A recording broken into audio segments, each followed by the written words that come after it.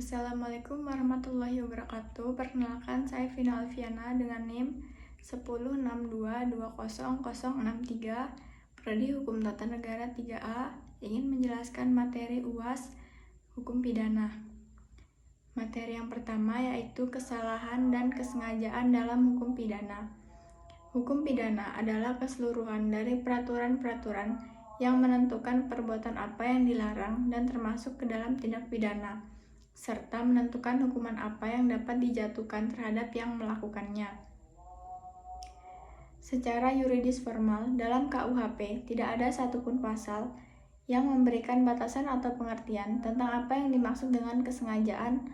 Makna tentang kesalahan dijumpai dalam penjelasan resmi KUHP.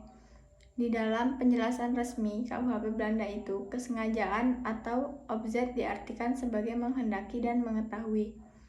Seseorang yang berbuat dengan sengaja itu harus dikehendaki, apa yang diperbuatan harus diketahui pula atas apa yang diperbuat.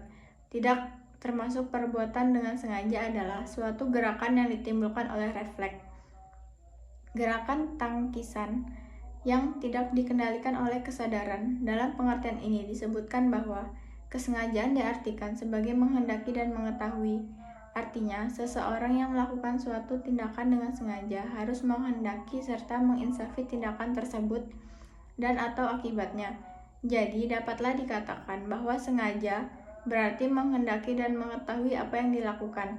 Orang yang melakukan perbuatan dengan sengaja menghendaki perbuatan itu dan di samping itu mengetahui atau menyadari tentang apa yang dilakukan itu dan akibat yang akan ditimbulkan padanya.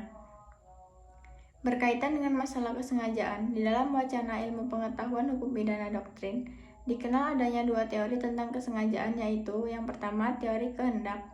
Menurut teori ini, seseorang dianggap sengaja melakukan suatu perbuatan pidana apabila orang itu menghendaki dilakukannya perbuatan itu. Dengan demikian, seseorang dikatakan telah dengan sengaja melakukan suatu perbuatan pidana apabila dalam diri orang itu ada kehendak untuk mewujudkan unsur-unsur delik dalam rumusan perundang-undangan. Yang kedua, teori pengetahuan atau membayangkan. Menurut teori ini, sengaja berarti membayangkan akan timbulnya akibat perbuatannya. Dalam pandangan teori ini, orang tidak bisa menghendaki akibat suatu perbuatan, tetapi hanya bisa membayangkan akibat yang akan terjadi terhadap perbuatan yang dilakukan si pelaku. Kedua teori itu tidak ada menunjukkan perbedaan. Kedua-duanya mengakui bahwa dalam kesengajaan harus ada kehendak untuk berbuat. Dalam praktek penggunaannya, kedua teori adalah sama. Perbedaannya adalah hanya dalam peristilahannya saja. Pengertian kesengajaan dalam hukum pidana dikenal dua teori, yaitu yang pertama teori kehendak, yang kedua teori membayangkan.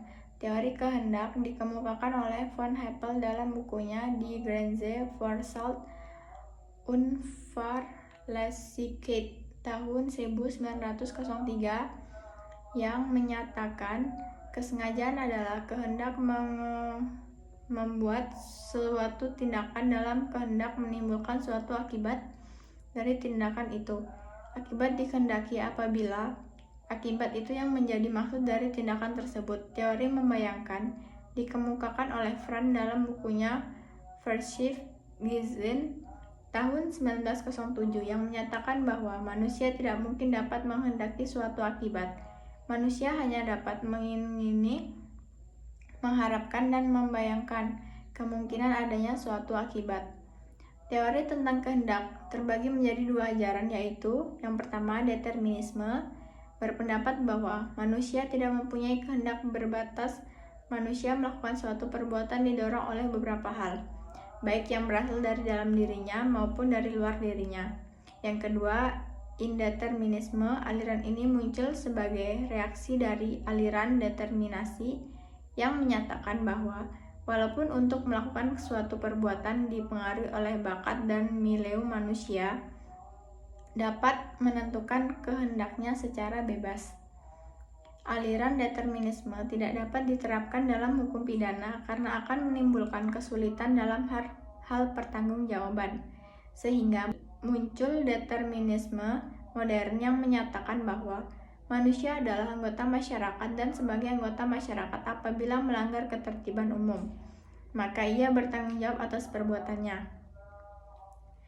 Macam-macam kesengajaan dalam doktrin ilmu hukum pidana. Kesengajaan dolus mengenal berbagai macam kesengajaan, antara lain yang pertama, dolus determinatus adalah kesengajaan tertentu, yaitu kesengajaan yang ditujukan kepada objek tertentu.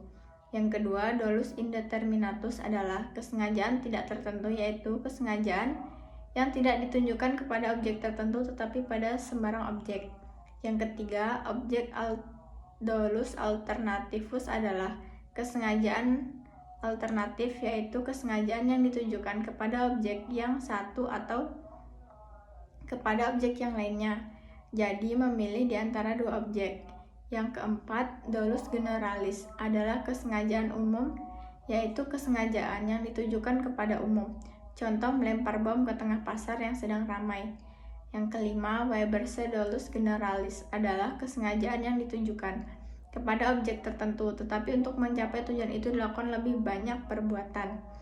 Yang keenam, dolus indirectus adalah kesengajaan terhadap suatu perbuatan yang menimbulkan suatu akibat yang sebenarnya bukan merupakan kehendak atau tujuan si pelaku. 7. Dolus premeditatus adalah kesengajaan yang direncanakan terlebih dahulu. Misalnya, pasal 340 KUHP tentang pembunuhan berencana. 8. Dolus repentinus atau dolus impetus, yaitu kesengajaan yang timbul dengan serta-merta. Misalnya pasal 338 KUHP tentang pembunuhan biasa. 9. Dolus formel adalah kesengajaan yang ditujukan kepada suatu perbuatan. Contohnya pasal 362 KUHP tentang pencurian. 10. Dolus material adalah kesengajaan yang ditujukan kepada suatu akibat atau suatu kejadian. Contohnya pasal 338 KUHP tentang pembunuhan. Kekeliruan dalam kesengajaan. Yang pertama, error juris atau res dualing. Kekeliruan tentang hukum adalah melakukan suatu perbuatan yang dilarang oleh undang-undang dengan perkiraan bahwa perbuatan itu tidak dilarang oleh undang-undang. Yang kedua, error facti atau fatality dualing. Kekeliruan tentang unsur tindak pidana adalah kekeliruan tentang tindak pidana kesengajaan yang ditujukan kepada salah satu unsur tindak pidana sehingga si pelaku tidak dapat dipidana. Yang ketiga, error in persona atau kekeliruan tentang orang adalah kekeliruan tentang orang yang menjadi tujuan dari tindak pidana. Yang keempat, error in objecto atau kekeliruan tentang objek adalah kekeliruan tentang objek yang menjadi tujuan dari tindak pidana. Yang kelima, aberratio of dwellings gefall atau penyimpangan sasaran adalah penyimpangan sasaran dari yang menjadi tujuan tindak pidana. Apa yang dimaksud dengan kesalahan?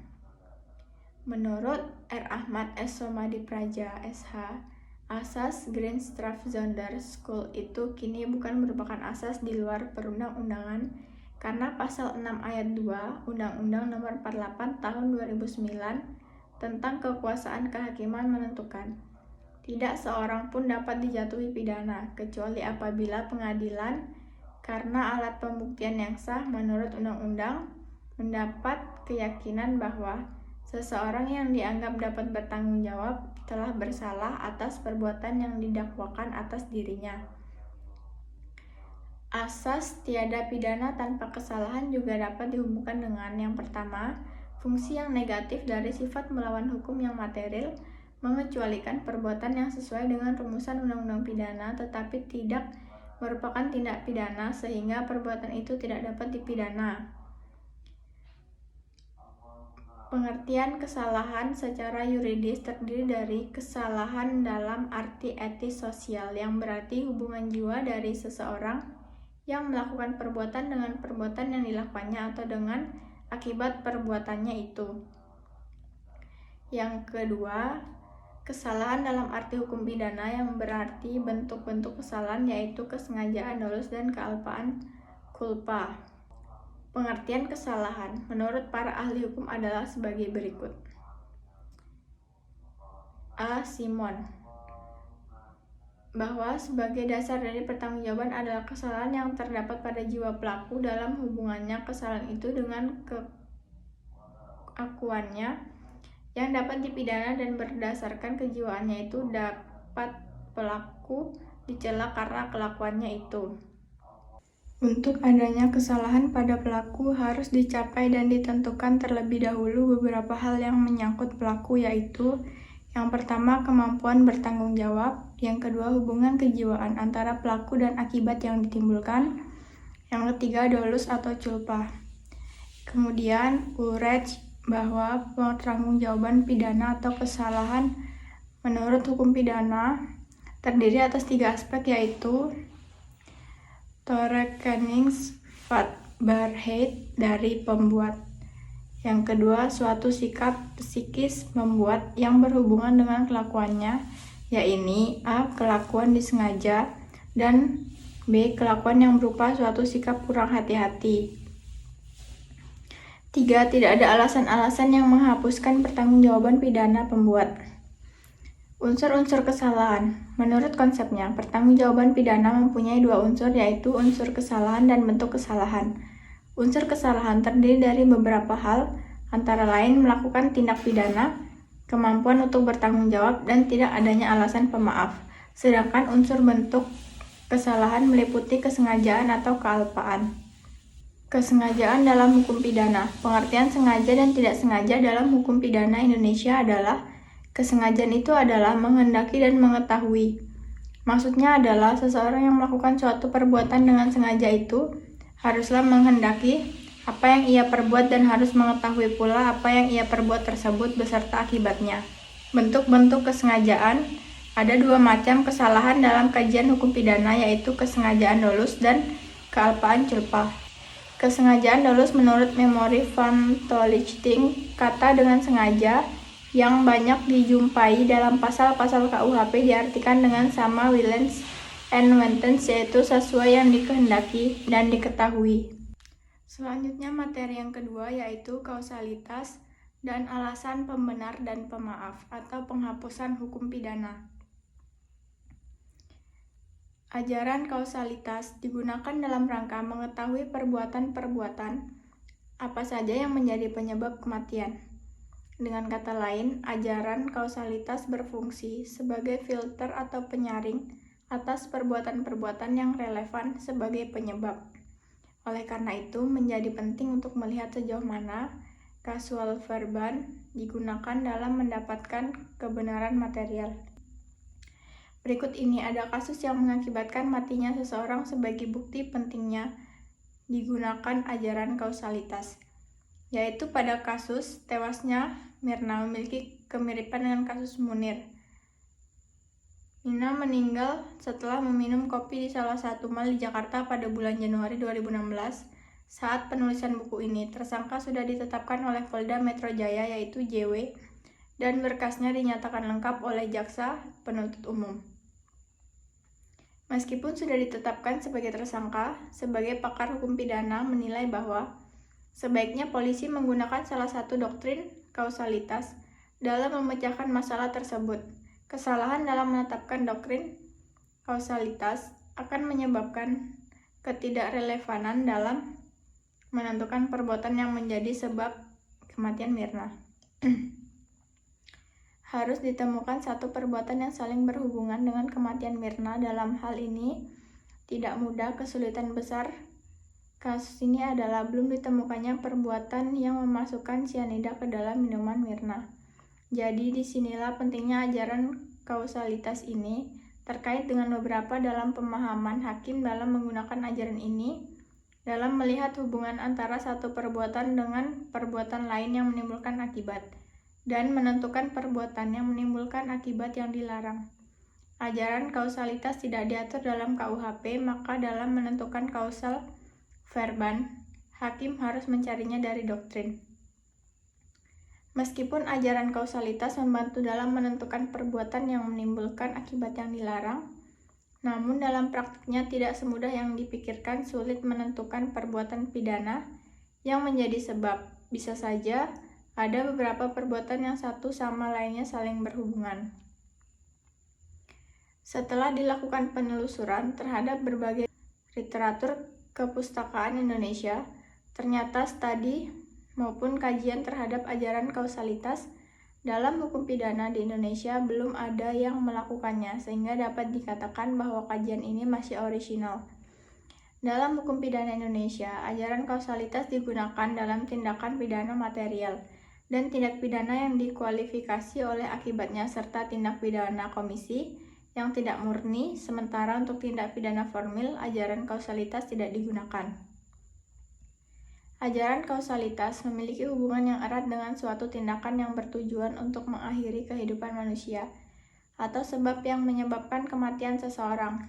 Salah satu tindak pidana yang menyebabkan kematian yang menimbulkan kerumitan dalam menentukan hubungan sebab akibatnya adalah tindak pidana pembunuhan. Tindak pidana pembunuhan merupakan bagian dari tindak pidana material. Dalam menentukan penyebab kematian seseorang, KUHP tidak menyebutkan perbuatan-perbuatan apa saja yang mengakibatkan matinya seseorang, karena ajaran kausalitas sangat diperlukan untuk menentukan relasi antara berbagai perbuatan yang dapat menghilangkan nyawa yang lain. Dalam konteks ini, ajaran kausalitas menjadi penting tidak saja menentukan penyebab kematian seseorang, tetapi juga atribusi pertanggungjawaban pidana pelaku. Untuk memahami kausalitas dengan baik, maka harus bisa menjelaskan beberapa hal penting. Pertama, jenis-jenis entitas yang dapat menjadi sebab munculnya akibat. Kedua, waktu atau keadaan yang mempengaruhi munculnya sebab tersebut. Dan ketiga, lalu akibat yang muncul setelah faktor-faktor penyebab itu terjadi. Ketiga hal tersebut satu sama lain saling berhubungan, sehingga bukan suatu yang berdiri sendiri dan terpisah. Kemudian, penghapusan hukum pidana, alasan pembenar dan pemaaf. Alasan penghapus pidana merupakan alasan yang dapat menghapus hukuman pidana bagi seseorang yang melakukan suatu tindak pidana. Alasan tersebut dapat berupa alasan pemaaf atau alasan pembenar. Pasal 18 Undang-Undang Nomor 21 Tahun 2007 tentang Pemberantasan Tindak Pidana Orang berisikan mengenai penghapusan pidana bagi seseorang korban tindak pidana perdagangan orang ketika korban tersebut melakukan suatu tindak pidana karena dipaksa oleh pelaku tindak pidana perdagangan orang. Akan tetapi, pasal tersebut belum menjelaskan alasan apa yang menghapuskan hukuman pidana bagi korban, padahal alasan pemaaf dan alasan pembenar mempunyai dasar yang berbeda dalam penghapusan pidana. Pengertian alasan pembenar. Berdasarkan pengertian alasan pembenar terdiri dari dua unsur, yaitu yang pertama, hapusnya sifat melawan hukum. Dalam alasan pembenar, sifat melawan hukum ini terhapuskan karena undang-undang memberi pengecualian terhadap hal ini, karena ada alasan-alasan tertentu yang menghapuskan sifat melawan hukum tersebut. Misalnya, melaksanakan ketentuan undang-undang dalam pasal 50 KUHP. Yang kedua, dari suatu perbuatan dibagi dalam dua bentuk yang berupa pembuatan aktif dan pembuatan pasif. Pembuatan aktif adalah setiap gerakan otot yang dikehendaki dan diadakan untuk menimbulkan akibat. Menurut Muljatno, bukan merupakan perbuatan dalam arti hukum pidana, sehingga juga tidak ada tindak pidana dalam hal ini. Sikap jasmani yang orangnya sama sekali pasif, yaitu tidak dikehendaki olehnya karena dipaksakan oleh orang yang tidak dimasukkan ke dalam makna kelakuan. Gerakan refleks tidak dapat dinamakan kelakuan. Sikap jasmani yang diadakannya dalam keadaan tidak sadar. Perbuatan pasif adalah sikap tidak berbuat dan merupakan sikap fasik yang berdiam diri saja, tidak melakukan gerakan otot untuk melaksanakan gerakan fisik yang diperintahkan oleh undang-undang. Alasan pemaaf. Berdasarkan pengertian alasan pemaaf terdiri dari dua unsur, yaitu perbuatan yang melawan hukum dan tidak mampu bertanggung jawab. Perbuatan yang melawan hukum yaitu perbuatan dibagi dalam dua bentuk yang berupa perbuatan aktif dan perbuatan pasif. Perbuatan aktif adalah setiap gerakan otot yang dikehendaki dan diadakan untuk menimbulkan akibat, sedangkan perbuatan pasif adalah sikap tidak berbuat, dan merupakan sikap fisik yang berdiam diri saja. Tidak melakukan gerakan otot untuk melaksanakan gerakan fisik yang diperintahkan oleh undang-undang. Menurut para ahli hukum, jika dalam suatu rumusan tindak pidana tercantum suatu unsur melawan hukum, maka pengertian melawan hukum di situ berarti tanpa hak atau tanpa wewenang. Antara lain oleh De Simons mengatakan bahwa menurut anggapan umum, melawan hukum itu mempunyai pengertian tanpa hak sendiri. Perbuatan melawan hukum itu dapat berupa suatu tindak pidana, karena tindak pidana itu merupakan perbuatan yang melanggar perintah atau larangan sepanjang undang-undang tidak mengecualikan. Yang kedua, tidak mampu bertanggung jawab. Menurut Memory van Tolchting menjelaskan secara langsung yang dimaksud dengan tidak mampu bertanggung jawab terdiri dari dua hal, yaitu yang pertama, dalam hal pembuat tidak diberi kemerdekaan memilih antara berbuat dan tidak berbuat apa yang oleh undang-undang dilarang atau diperintah. Yang kedua, dalam hal pembuat ada di dalam suatu keadaan tertentu sehingga ia tidak dapat menginsyafi bahwa perbuatannya bertentangan dengan hukum dan ia tidak mengerti akibat perbuatannya itu, pikiran tersesat, dan lain sebagainya. Contoh kasus alasan pembenar dan pemaaf yaitu, sebagai contoh kasus mengenai hal tersebut yaitu sebagai berikut, seperti pada perbuatan yang dilakukan oleh korban dalam pasal 18 Undang-Undang Republik Indonesia Nomor 21 Tahun 2007 tentang pemberantasan tindak pidana perdagangan orang dapat dikategorikan sebagai alasan pemaaf atau pembenar.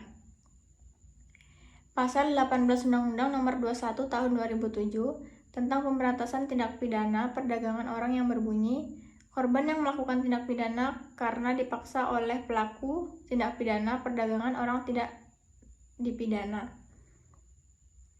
Berdasarkan bunyi dan penjelasan pasal tersebut, kita dapat menganalisa bentuk alasan pemaaf atau alasan pembenar yang membuat korban tersebut tidak dipidana. Jika melakukan tindak pidana karena dipaksa oleh pelaku tindak pidana perdagangan orang, jika seseorang atau korban melakukan tindak pidana kemudian tidak dijatuhi hukuman pidana, berarti terdapat dasar hukum dan alasan yang membuat korban tidak dapat dipidana. Seseorang dapat dijatuhi hukum pidana apabila sudah memenuhi dua rumusan, yaitu perbuatan dan kesalahan.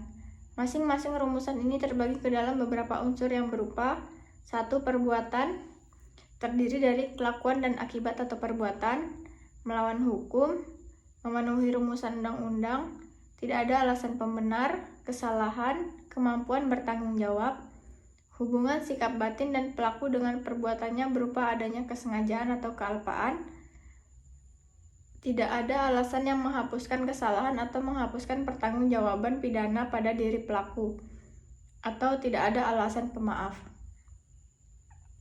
Seseorang akan dijatuhi hukuman pidana atau pembidanaan maka harus memenuhi dua rumusan tersebut yang berupa perbuatan tambah kesalahan sama dengan pemidanaan. Akan tetapi di dalam pasal 18 Undang Nomor 21 Tahun 2007 tentang pemberantasan tindak pidana perdagangan orang menyebutkan bahwa korban tidak dapat dipidana. Alasan pemaaf yang menghapuskan pemidanaan bagi korban tindak pidana perdagangan orang tersebut berdasarkan hapusnya unsur kesalahan seseorang. Korban tindak pidana perdagangan orang, korban melakukan suatu perbuatan yaitu tindak pidana, akan tetapi korban dalam melakukan tindak pidana terdapat paksaan oleh pelaku tindak pidana perdagangan orang. Itu saja yang dapat saya sampaikan. Jika ada salah saya mohon maaf. Wassalamualaikum warahmatullahi wabarakatuh.